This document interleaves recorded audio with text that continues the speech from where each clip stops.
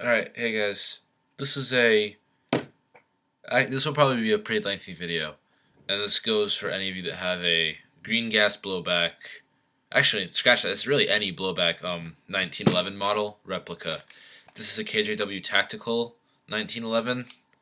It's the one that's CO2 ready with the red nozzle and, the 2 mags. But my CO2 mag is broken. It doesn't work. It's a long story behind that. This is a green gas mag I literally just filled up 3 seconds ago on about this can of green gas. It's about half charged. I have yet to let it cool down. And by doing this mod I'm about to show you, you get these results.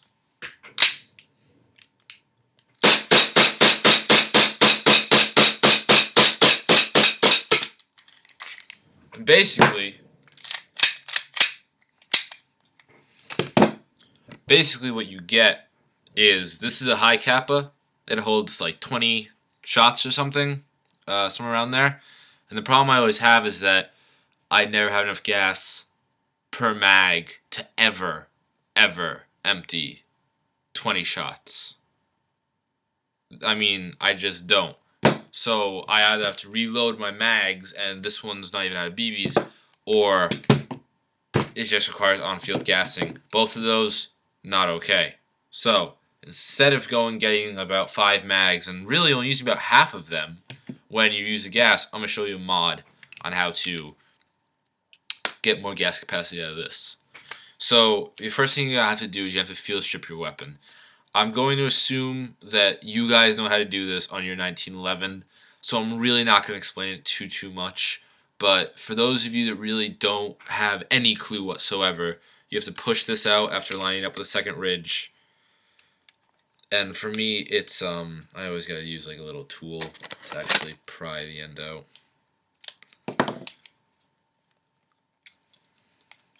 This comes out, this slides forward, you have your 2 lowers. Now I need to keep all this stuff together, so I take my mag, put it in my lower, and put it off to the side over here. Now this is just for the people that have a KJW 1911. To get the recoil rod out, because the recoil rod goes all the way to here, here's a little trick I figured out you can do. So what you want to do is you want to get a good grip. You want to push this back, and the barrel goes back. You want to kind of just slide this forward while they're both together, and you want to kind of just wiggle it out a little bit. There's not any good easy way to do this. There you go. All right, and all right. That's all it is. That comes out. Now, these 2 parts you'll need, they're pretty big, they're hard to lose, so put those off to the side. To get your actual inner and outer barrel out, you just slide them right through. They should slide right through, no problem. Like that. Now, if you have a KJW 1911, you have a little bit of barrel give like this, that's okay. Don't worry about that, that's okay. Next thing you want to do would be this. You need a thing of Allen keys.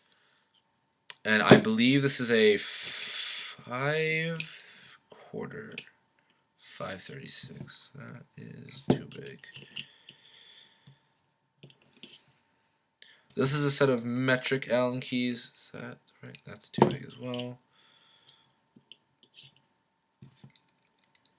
Alright, this is metric. As you see, I'm using the 3/32 one. Should be this one right here.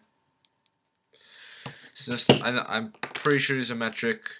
If they're not, I will figure it out. You're going to need a small Phillips head. This is my magic screwdriver. You'll see this in almost every disassembly video I do. You will need a small flat head, in which case I use my Swiss Army knife, because this flat head is actually the perfect size of that hole, or of this screw right here. And then you'll need your Allen key. So now I do it this way. I take this Allen key out first, and they should just drop off. I completely take this off. It's off. I can take this out first, keep that screw, then I take the top one off. Now, keep in mind when you do this, it'll probably be pretty hard to get off first. I've done this like about 5 times today till I've gotten it right. So This is my 5th time doing it, and this screw is pretty wound up. Now this screw will pop out, but I'm going to keep it in for now. And once that screws out, your whole blowback unit right here is going to completely come out. And it's going to disassemble like I'm about to show you. First off, one important thing though, see that spring right there? This spring right here? Don't lose that, because if you lose that, you're pretty much screwed. There's not a lot I can do to help you after you lose that spring. You're going to have to buy another one. Now, take that spring out. Now you have your actual nozzle that goes back and forth. Here's how you take it out. Bring it forward and lift up as you bring it forward like this, and it'll just pop right out. Keep all these parts. So now we have this part. This is the O-ring and your nozzle part that, as you see, the piston assembly, well, we're just going to call this the nozzle, actually. The nozzle slides on. And as you know, this square meets the mag part of the square that creates a gas seal. So you want to keep both those parts very well lubricated. Alright, now we have this. Here's the problem in stock 1911s. I'm going to try to do this as best I can. This part right here, this red part, likes to wiggle around. And it's very loose. There's the root of your problem right there, guys. You don't want that loose. You actually want that as tight as you can possibly get it, because then you get a better air seal. So, I'm going to show you how to do this. Now, for those of you that have WE pistols, WE brand pistols, I'm pretty much directly talking to you. This is the way to do it. I know the guy I asked on one of my local forums knows everything about 1911s, and I asked him, is there any good way to increase your gas efficiency? And he just said, well, you gotta get high flow valves, but those won't do much. And then he pointed me in the direction of his guide. And this is completely his guide. His name is XX Squirrel on, Massachusetts forums. You can thank him for everything I do. I'm just showing you how to actually do it. Here's what your ring looks stock. Now, here's what I have added. This little washer right here is my addition. So now, I'm going to put it on without the washer, and it'll be very wobbly. Now, this is bad, because when it's wobbly, you're losing gas. You're not getting as many shots as you could per mag, and it's pretty goddamn frustrating, I'm not going to lie. What do you want to do? Well, what you really want to do is you want to put that washer in between this red nozzle, it's red O, and this screw. And I'm going to show you the best way to do that. Now mine's very, very tight. As you can see, if I push it in, it just perfectly goes in. So what I have to do is I have to take a screwdriver, and I have to really get it in there. Because if I put it on the screw first, it doesn't really work. This is because the hardware store by me is, well, the one close to me, it's pretty small, and it doesn't always have the greatest selection. So now put it in between the top and your screw. Here's a warning. If you put it on this side, the flat side that would go against here, you're just going to lose more gas. You don't want any room between there. If you can avoid it, you don't want any room at all. And that will probably mess you up big time. You're going to do it and you're going to get mad because you'll be like, oh, well, now my pistol shoots like 5 rounds and it's out of gas. Well, yeah, because you just put a space there. So you want to line the screw up like I'm doing now. And I think I got it threaded. Alright, so now I have it threaded. And you want to tie it down tight. And you want to put it tight. Now a little bit of Loctite won't hurt. I previously have Loctite in the threads already, so I don't need to put more Loctite on it. And you want to get it, and I mean it, guys, you want to get it as tight as you can. Alright, it's in, it looks good. Is it wiggling around? Is it wiggling? It is not. It's not wiggling. It's pretty tight. I don't think I'm going to get it tight without stripping that screw. You do not want to strip that screw, guys. That's a really important screw. So now all you have to do is reassemble your pistol. If you know how to do that from here and you're all set, feel free to turn off the video now. But if you don't, I'm going to show you how to do it anyway. Definitely first thing you want to do is always a good precaution. Every time I take that apart, I lubricate it.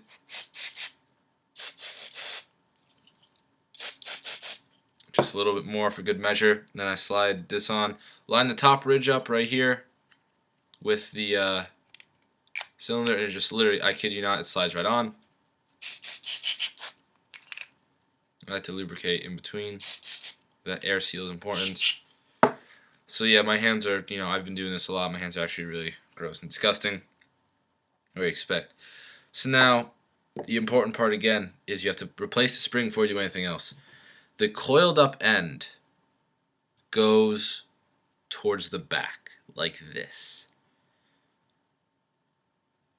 Now, this spring doesn't really hold on very tight until you finally put it in. And here's also something that could happen, actually just happened, is don't freak out, but your iron sights may fall off, especially if you have the government style iron sights. If you have your regular type World War I, World War II, 1911 style sights, it might not have a screw on top. That's totally okay because they all have that screw in the back. Sorry about that. So now, slide this in like this. You want, and yep, the spring came out. You want to basically kind of just plop this on top of this, like so. It's a little bit hard to do when I'm not lined up like I should be. That should work. Looks like the spring's still in place. Is the spring still in place? No. Now, here's my word of advice. Don't get frustrated when you do this. It is actually really frustrating. And believe me when I say nobody else understands that better than I do. It's pretty damn frustrating.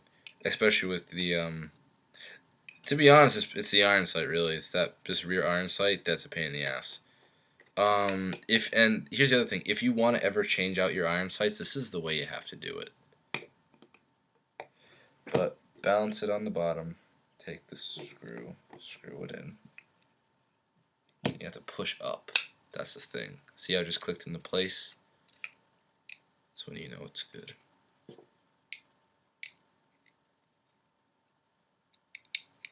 I actually despise this.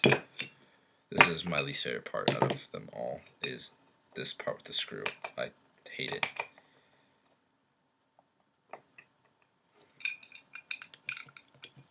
And the reason I am not kind of just cutting this part out, because my computer, which is a Mac of course, loves to not be able to use iMovie with QuickTime, and since I record this using my computer's little built-in webcam, it is a QuickTime player, so I can't record anything. So now this is the top screw first, and you know it looks like this. Because I just kind of touched it, lubricate up some more, and then I put in the back screw. Looking back in hindsight, if you're having a lot of trouble with the top screw, you might want to start with this back screw first. And now, here's the back screw in. It's nice and tight. The thing isn't moving. So now assemble the rest of your pistol. Slide your barrel in. Now please note, this is a KJW 1911 tactical. Not all barrels will slide in like that. Some I know you have to pull out this way and pull out. So if yours doesn't work like that, look up your pistol and figure out how to field strip it, because I know for a fact that WE pistols do not disassemble like this. They disassemble a lot similarly, but the guide rod is different and you pull a barrel out different as well. Slide your outer barrel in, so your outer barrel's in, slide your recoil rod in, and this is easily the most annoying part of the whole disassembly process, getting it out at least. And you'll rotate around until it'll snap forward. So I want to hit my hand. No, keep going. You're good. You're good. There you go. Top rods assembled. Drop your mag. Line up your 2 rows. Actually, you know what? Before I do that.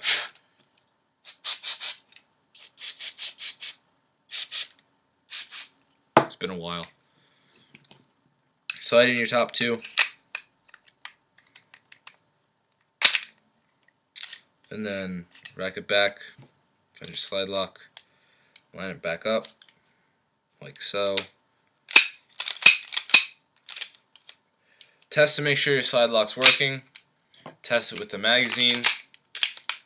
Slide lock's working. And my gas just got out there. Now make sure your pistol works. And here's the drastic improvement it has. I don't have to tell you how little gas that was.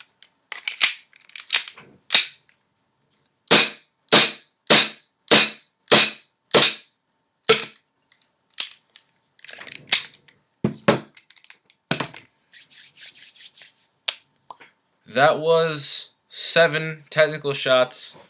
I count 6 because the last one didn't really blow back all the way, and it would have just propelled it like 20 feet.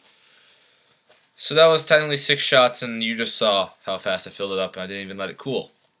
So now, if your hands are all gross and silicone-y like mine, take some tissues, clean your slide, and clean it well because, you know, treat your slide like you'd treat yourself, and yada yada yada gun rules. Make it nice. Definitely go wash your hands after this. And there you have it. You actually now, if done correctly, and it's very hard to not do correctly. If you know you're not doing it correctly is when that red piece is still loose.